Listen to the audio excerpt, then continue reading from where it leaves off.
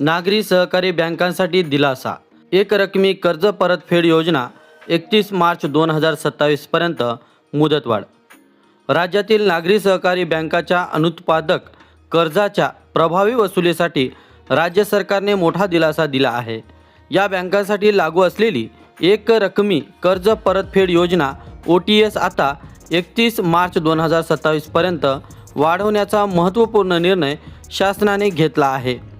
सहकार पणन व वस्त्रोद्योग विभागाने या संदर्भात अधिकृत शासन निर्णय नुकताच निर्गमित केला आहे. राज्यातील नागरी सहकारी बँकांनी सातत्याने केलेल्या मागणीचा आणि वाढते NPA कमी करण्याच्या आवश्यकतेचा विचार करून शासनाने हा निर्णय घेतला आहे. या योजनेचे मुख्य वैशिष्ट्ये. मुदतवाढ. या योजनेची अंमलबजावणी आता 31 मार्च 2027 पर्यंत केली जाणार आहे.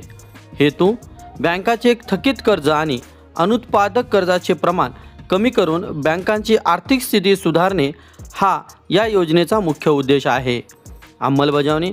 महाराष्ट्र सहकारी संस्था अधिनियम 1960च्या कलम 157 नुसार प्राप्त अधिकारांचा वापर करून रिझर्व्ह बँकेच्या मार्गदर्शक सूचनांच्या अधीन राहून ही योजना राबवली जाईल.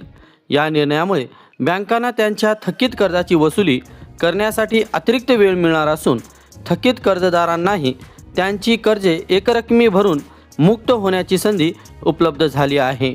अधिक तपशिलासाठी संबंधित बँका आणि शासन निर्णय पाहण्याचे आवाहन करण्यात आले आहे. मित्रांनो, व्हिडिओमधील शासन निर्णय किंवा परिपत्रक आपणास हवे असेल तर कृपया आमचे शासन निर्णय व परिपत्रक हे फेसबुक पेज सबस्क्राईब करा.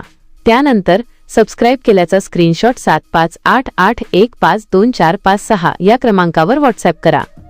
आपल्याला हवा असलेला शासन निर्णय किंवा परिपत्रक व्हॉट्सॲपवर पाठवले जाईल. लक्षात ठेवा, शासन निर्णय व परिपत्रक मिळवण्यासाठी फेसबुक पेज सबस्क्राईब करणे आवश्यक आहे.